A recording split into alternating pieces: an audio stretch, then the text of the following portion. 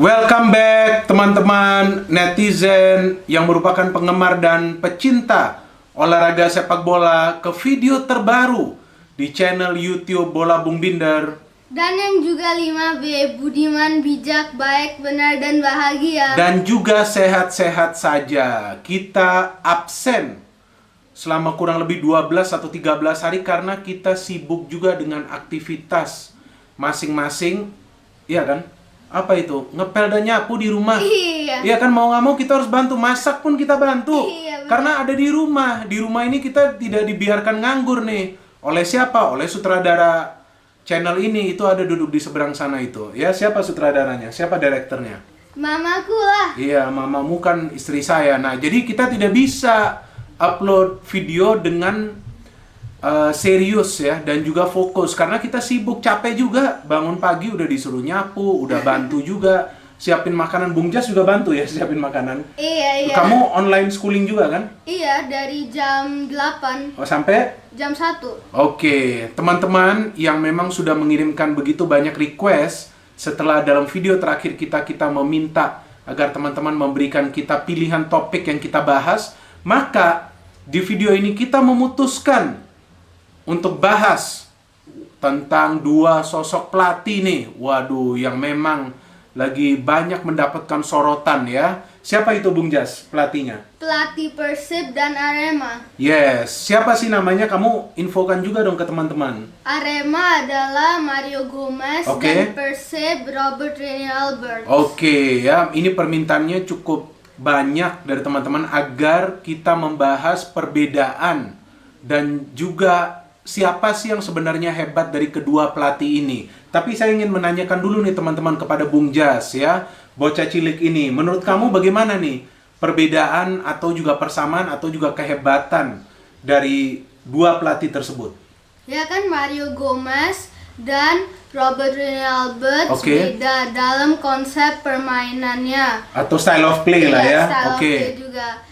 Padahal sama-sama attacking football. Iya, itu salah satu poin ya teman-teman, bahwa kedua pelatih ini mengandalkan strategi sepak bola menyerang. Tapi dalam menerapkan taktiknya adalah dengan cara atau gaya yang berbeda.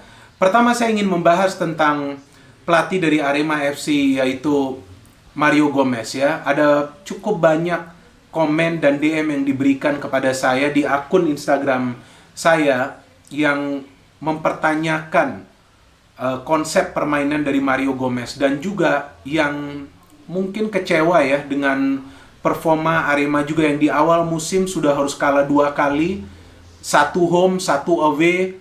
Ada juga beberapa pemainnya yang tidak perform seperti di first game melawan PS Tira Persikabo saat Arema FC menang dengan skor 0-2. Kita pertama teman-teman perlu memahami ya, khususnya kepada para pendukung dari Arema FC, bahwa Arema FC musim ini adalah skuad yang benar-benar baru. Belasan pemain sudah tidak berada di skuad ini dari pemain-pemain yang merupakan pemain pilar musim lalu. Di defense juga kita tahu ada 2 pemain pilar mereka sudah hengkang, Hamka Hamzah, Arthur Dacunia di tengah. Kita tahu Makan Konate juga sudah pindah, Dedik Setiawan masih dalam kondisi tidak fit, dan belasan pemain baru juga yang masuk ke skuad ini, di mana ada beberapa pemain-pemain muda yang mulai dipercayakan. Pemain asingnya juga semua baru nih. Iya. Betul kan? Ada Aldarete, ada Malvino, ada Bauman. Sehingga dengan skuad yang masih baru ini, tidak akan mudah bagi Mario Gomez untuk bisa langsung membentuk sebuah skuad yang kuat. Oke, Arema bisa menang dengan skor 0-2 di game pertama. Tapi setelah itu mereka juga sulit berkembang. Kenapa? Karena kan ada perubahan juga yang terjadi dalam line up. Tidak lagi semua pemain yang di first game itu dimainkan di second game. Ya, kita tahu terutama di sektor pertahanan ada pergantian juga yang dilakukan. Dan saya justru melihat salah satu kesulitan dari Arema FC di awal musim adalah bagaimana mereka bisa membentuk solid defensive line. Padahal dalam attacking system mereka itu sudah bagus. Dan apa sistem attacking dari Mario Gomez? Yaitu untuk membangun serangan secara rapi, mulai dari pertahanan ke tengah, baru kemudian ke depan mengandalkan atau memanfaatkan lebar lapangan. memang tidak direct, tidak langsung memberikan bola ke depan, tapi bola coba diolah dulu di tengah. Namun speed untuk melakukan serangan itu adalah kilat, cepat melakukan serangan. Artinya ia membutuhkan energi para pemain untuk bisa bersinergi satu sama lainnya antar lini, agar permainan yang cepat, agresif itu bisa tercipta. Agresif dalam menyerang, kemudian agresif dalam bertahan, itu sudah mampu mereka lakukan di first game. Second game, sulitnya apa? Setelah mereka bisa sebetulnya dominan dalam pertandingan melawan Persib Bandung, tapi mereka justru tidak tenang pada saat sudah bisa mempenetrasi pertahanan dari Persib Bandung. Begitu banyak peluang yang sulit mereka ciptakan on goal, dan akhirnya mereka kalah dengan skor 1-2. Kemudian masuk ke game ketiga melawan PSIS Semarang, juga kalah, padahal Arema FC dalam game itu juga saya melihat bermain dengan strategi agresif menyerang, agresif bertahan, tapi lagi-lagi over agresif yang akhirnya menyulitkan Arema FC untuk meraih kemenangan atau bahkan meraih hasil seri melawan PSIS Semarang. Pada saat itu juga kita lihat bagaimana para pemain juga tidak tampil tenang karena menghadapi pressure yang tinggi dari para pemain PSIS Semarang yang menyerang dengan begitu kompak. Bahkan jarak antar para pemain PSIS Semarang ini tidak jauh. Tapi lagi-lagi saya melihat sektor defense ini yang mengalami perubahan dari pekan ke pekan, membuat Arema FC sulit untuk menjaga clean sheet alias tidak kemasukan gol. Apa kesulitan Mario Gomez? Kesulitannya saya melihat hanya berada di defensive line, karena ia kerap melakukan perubahan di posisi center back. Jika kita bandingkan dengan lini depan dan lini tengah, sebetulnya dua lini tersebut bisa diatasin. Tentu ada catatan, Jonathan Baumann perlu lebih tenang lagi di game sebelumnya. Saya di video-video sebelumnya sudah mengatakan bahwa Jonathan Baumann perlu mengendalikan emosinya, walaupun itu adalah karakter dari Johnny Baumann dan sulit untuk ia lepaskan, ya, atau ia rubah, tapi paling tidak dikurangi. Dan sayang ia mendapatkan kartu merah, tapi pertandingan tersebut sudah selesai. Paling tidak saya ingin mengatakan bahwa Mario Gomez dalam hal ini tidak salah, tapi ia membutuhkan waktu lebih lama lagi untuk membuat Arema FC lebih solid lagi di lini pertahanan. Saya melihat di sana sedikit masalah bagi Arema FC yang perlu mereka benahi. Sekarang kita ke Persib Bandung.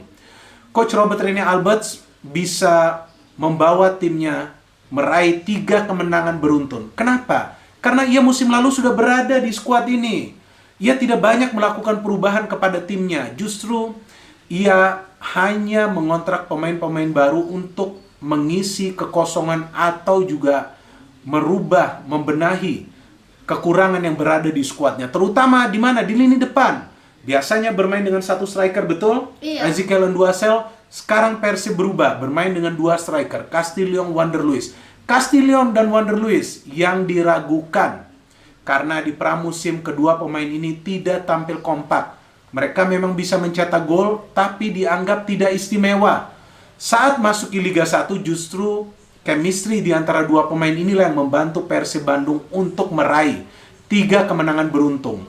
Bukan beruntung, tapi beruntun. Ya, saya sengaja tadi mengatakan beruntung karena begitu banyak komen-komen kepada saya ataupun DM bahwa Persib beruntung karena ada 2 pemain ini dan mereka mampu bekerja sama secara baik. Sebetulnya itu bukan beruntung. Itu justru adalah kekuatan dari Persib Bandung karena 2 pemain ini justru bisa saling bekerja sama di lini depan, dan itu yang sangat dibutuhkan oleh sebuah tim yang memiliki 2 striker di depan. Beda jika mereka hanya memiliki 1 striker, berarti kekompakan perlu muncul dari second line. Second line Persib ini seperti apa? Tugasnya sudah bagus. Artinya mereka melakukan serangan sesekali dari tengah, apakah itu Kim Jeffrey Kurniawan atau juga Deddy Kusnandar yang sering masuk sebagai pemain pengganti. Omid terus stay di lini tengah untuk mengawal kedalaman lini tengah dan memanfaatkan lebar lapangan dengan pemain-pemain yang beroperasi di sektor sayap yang memiliki kecepatan dan juga teknik. Kita tahu di sana ada Freds Butuan, masih ada juga Gozali Siregar, Esteban Vizcara, kemudian juga Febri Haryadi. Bagaimana di belakang? Persib Bandung yang justru adalah memiliki kekuatan utamanya di lini pertahanan. Memang lini depan mencetak gol produktif, Castillion dan Wander Luiz. Bahkan Wander Luiz sementara kan adalah top scorer. Tapi di belakang ini Bonnefoy dan Nick Kuipers, aduh luar biasa memang kesolidan dua pemain ini. Agresif, lugas, tapi mereka berusaha agar tidak kasar dan tidak sering melakukan pelanggaran mendekati kotak penalti pertahanan mereka sendiri. Itu sangat penting agar menyulitkan tim-tim lawan menciptakan peluang dari set piece. Jadi kesimpulannya, siapa yang lebih hebat? Robert Rene Alberts atau Mario Gomez? Dua-duanya hebat teman-teman, ya. Tapi Mario Gomez masih membutuhkan waktu untuk build tim Arema FC. Coach Robert Rene Alberts sekarang sudah menemukan missing piece atau potongan yang hilang. Apa itu? Yaitu dua striker di depan. Ia sudah merubah formasi dari Persib. Style of play-nya seperti apa? Yaitu direct football, cepat memberikan bola kepada salah satu dari dua striker ini, karena dua striker ini bisa mengolah umpan setengah matang atau peluang setengah matang menjadi sebuah malapetaka bagi penjaga gawang dari tim-tim lawan. Dan juga kalau kita perhatikan bahwa kekhususan dari Coach Robert Rene Alberts adalah untuk menerapkan permainan yang disiplin di lini tengah. Artinya lini tengah ini harus betul-betul disiplin menjalankan tugasnya, sehingga mereka bisa juga memberikan kontribusi dalam holding dan supplying the ball ke lini depan. Arema FC masih perlu berbenah. Persib Bandung memang sudah matang, sementara Liga 1 2020 diberhentikan, tapi bukan berarti tidak akan bergulir lagi. Kita harapkan yang terbaik agar setelah Idul Fitri Liga 1 2020 bisa kembali bergulir, dan kita memperkirakan akan banyak perubahan nih teman-teman yang terjadi nanti di klasmen sementara, karena kan liburnya cukup lama.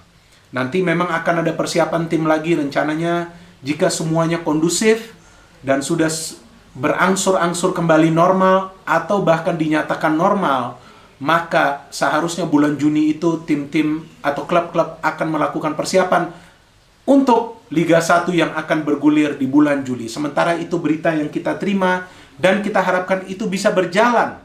Dan bagi teman-teman yang ingin lagi request topik apa yang kita bicarakan, boleh juga dari bola luar. Silakan kalian bisa komentar di channel YouTube ini atau juga DM ke salah satu akun Instagram kita. Dan bagi Bung Jas, apa pesan-pesan terakhir bagi teman-teman netizen kita yang loyal nih? Sebetulnya banyak DM ingin agar kita upload video terbaru di channel kita. Iya, terima kasih teman-teman yang telah subscribe dan like video kita. Dan yang belum subscribe dan like, ayo dong subscribe dan like. Ya, thanks for watching my lovely friends. Stay healthy, stay fit, stay positive, keep smiling, no hate. Only football. Salam sepak bola.